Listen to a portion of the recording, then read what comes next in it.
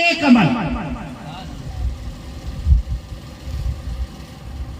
और आज तो माशाअल्लाह यहाँ रहमतों की बारिश हो रही है, आप लोग इकट्ठा हैं। इस पे एक गौस पाक का एक छोटा सा वाकया सुना के, और क्योंकि वक्त काफी हो चुका है, लंबी बातचीत होने में काफी वो लगेगा। इंशाल्लाह फिर दोबारा मेरा आमद रफ्त तो रहेगा ही, क्योंकि बंगाल को मैंने अपनी कर्म स्थली बनाया और बंगाल को एजुकेशन से लेके बहुत कुछ, एजुकेशन, मेडिकल, इस सब पे, पढ़ाई, दवाई, सब पे मेहनत करेंगे ताकि यहाँ के लोग, ये धरती मखदूम अशरफ की है, यहाँ किसी को किसी चीज की परेशानी ना। इंशाअल्लाह आप लोगों का साथ रहा, इसी तरह आप 10 लोग सिर्फ साथ रहेंगे तो हम मिशन से कामयाब हैं। और इंशाअल्लाह माशाअल्लाह मुजाहिद की मेहनत, खोज के पिछौछा से बंगाल घसीट लाया, ये इसकी मोहब्बत थी। अब मुद्दे पे आते हैं कि एक अमल, सिर्फ एक अमल इंसान दिल से करे।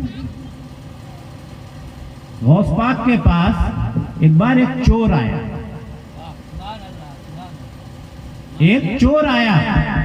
कहा सरकार बैत होना चाहते हैं,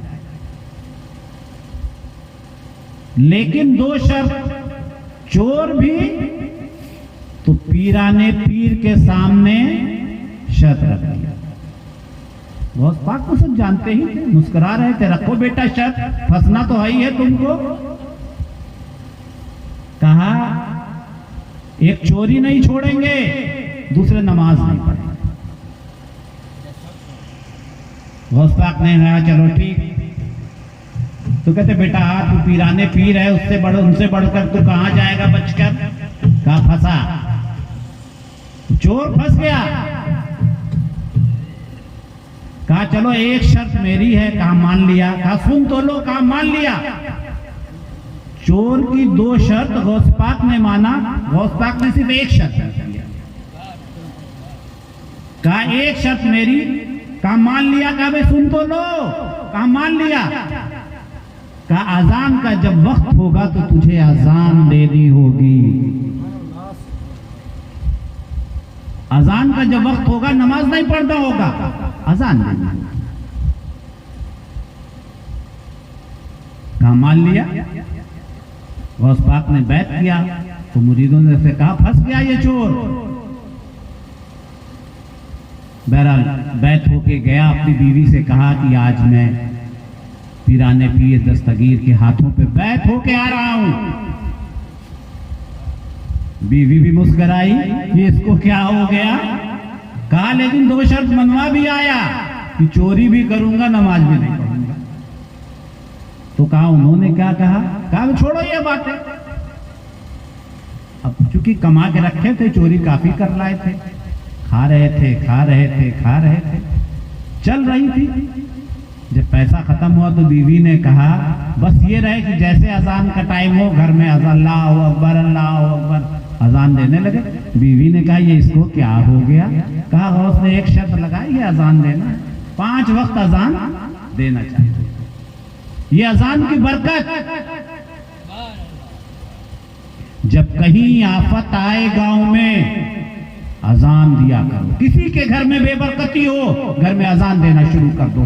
किसी घर में कोई नसूहत हो, अजान देना शुरू कर दो। कोई परेशानी नहीं आए, घर में अजान दो, सारी बरकतें रहमतों की बारिश होने लगी।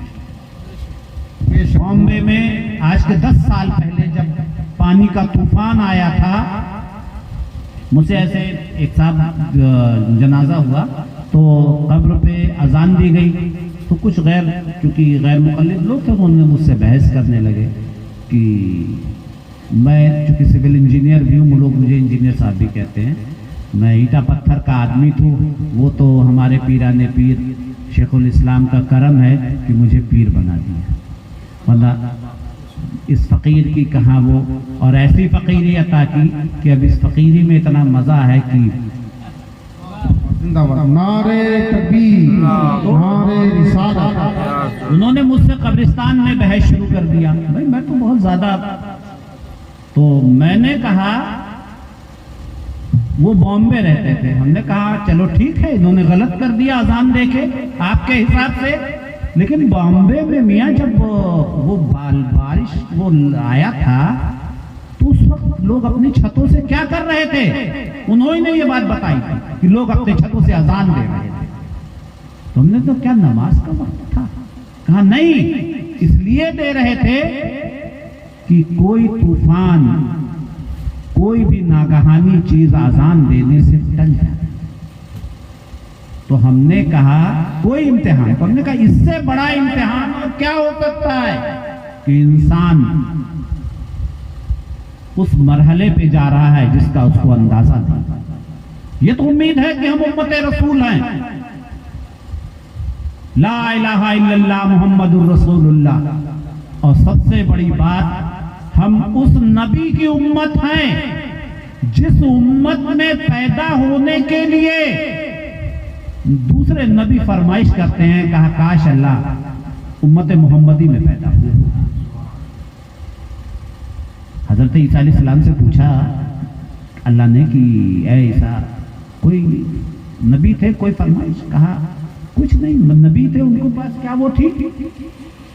कहा बस एक चीज की ख्वाहिश दिल में रह गई, काश उम्मत मोहम्मदी में पैदा हुए होते। कुर्बान जाइए कि अल्लाह ने आपको उस नबी का उम्मत बनाया है जिसने आखिरी, जब अल्लाह से मुलाकात का आखिरी पर्दे का वक्त होता, अल्लाह ने कहा कि ऐ मोहम्मद, ऐ नबी, कुछ कहा उम्मती उम्मती उम्मती उम्मती। न कहा फातिमा, न कहा अली, न कहा हसन, न कहा हुसैन, क्या कहा जबान पे? उम्मती उम्मती उम्मती उम्मती। एक बार दरूद शरीफ का नजराना पेश कर दिया, अल्लाहुम्मा सल्ली अला सय्यिदना मुहम्मद।